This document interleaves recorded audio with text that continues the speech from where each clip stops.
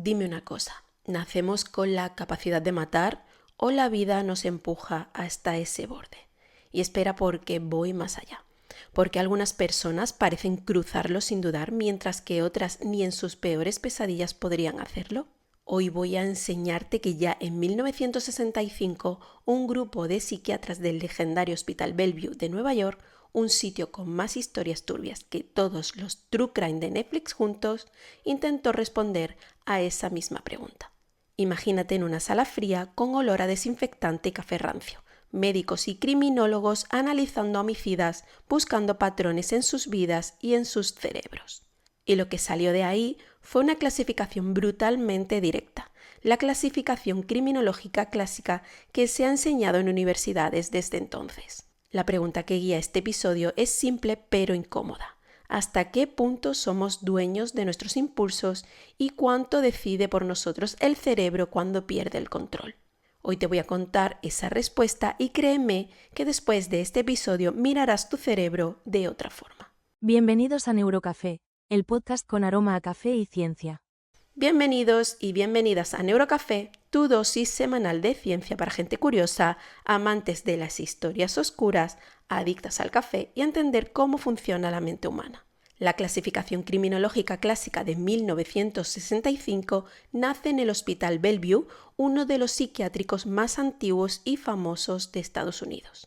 Por sus pasillos han pasado desde pacientes sin recursos hasta casos extremos de violencia, perfiles ni que Freud querría en su consulta.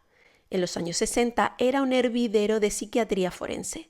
Querían entender si existían tipos de asesinos y patrones repetidos, esas firmas mentales que se pudieran reconocer. Y mira, con los recursos de la época y un café seguramente horrible, construyeron esta clasificación.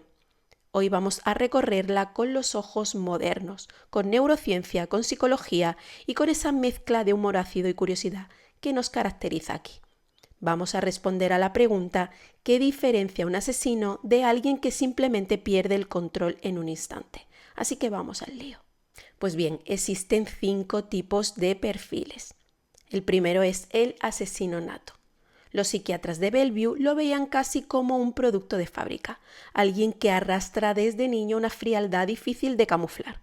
Decían que estos individuos caminaban por el mundo como si les hubieran instalado un modo avión emocional. No lloran, no sienten culpa y cuando hablamos de empatía, pues la suya viene sin batería. Pero lo interesante llega cuando la neurociencia moderna desmonta el mito sin tirarlo del todo. No nacen asesinos, sino que pueden nacer con una configuración cerebral distinta. Amígdalas más pequeñas, conexiones flojas con el córtex prefrontal y sistemas dopaminérgicos hiperreactivos. No son monstruos, son cerebros vulnerables que, si encima crecen en ambientes violentos, pueden convertir esa vulnerabilidad en una bomba. El resumen sería este. César Lombroso decía: nacen, y la neurociencia dice: algunos nacen sensibles y si la vida les da una paliza, se quiebran por donde duele. Te cuento en la descripción del vídeo quién era este señor. En segundo lugar, aparece el asesino loco. En 1965 llamaban loco al que hoy llamaríamos paciente con psicosis grave. Un hospital psiquiátrico como Bellevue era un imán para casos así: delirios, alucinaciones y episodios de desconexión total de la realidad. Un homicidio aquí no nace del odio ni de un plan, nace de un cerebro que interpreta el mundo de forma distorsionada. Voces que le ordenan, paranoias que amenazan y realidades contaminadas por el miedo. La neurociencia es clara en este caso. La inmensa mayoría de personas con trastornos mentales nunca hacen daño a nadie, y cuando ocurre casi siempre coincide con delirios activos, falta de tratamiento y aislamiento. Es un acto trágico, pero no malvado. Y sí, en estos episodios el córtex prefrontal se desconecta como tu wifi cuando más lo necesitas. La capacidad de juicio se evapora y el sistema límbico toma decisiones sin filtro. El resultado puede ser fatal, pero no intencional. En tercer lugar aparece el asesino habitual. Si los anteriores estaban marcados por la biología o la mente, este está moldeado por el entorno. En Bellevue describían a individuos que vivían rodeados de violencia, como pandillas, delitos repetidos, entornos criminales donde matar no es un acto extraordinario, sino una herramienta de trabajo.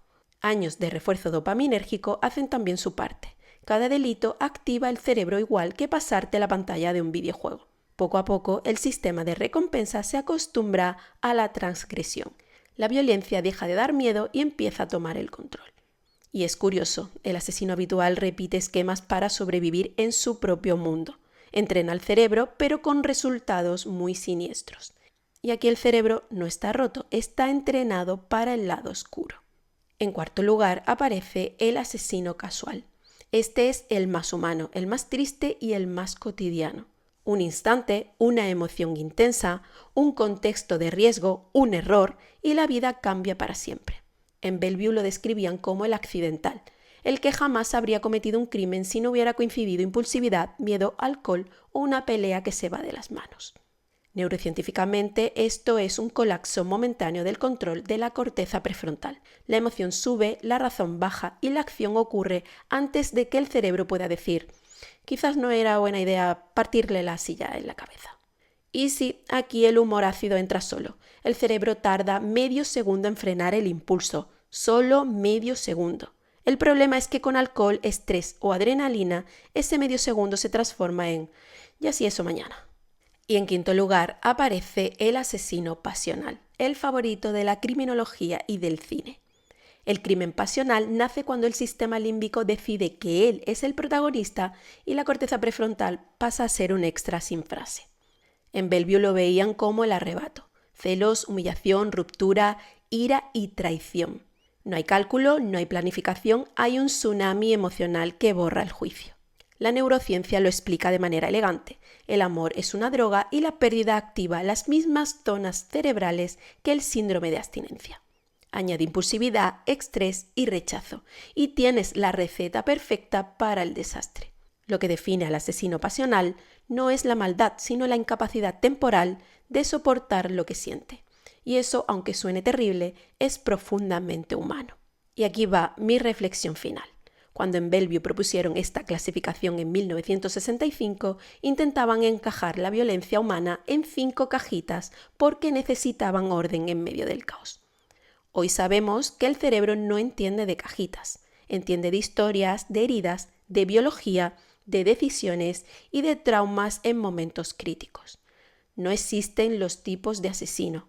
Existen cerebros sometidos a presión, a condiciones extremas, a errores, a enfermedades y a vidas demasiado duras o demasiado solas.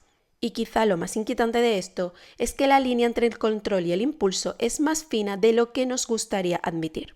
Pero también es cierto que conocerla nos hace más humanos y no más vulnerables.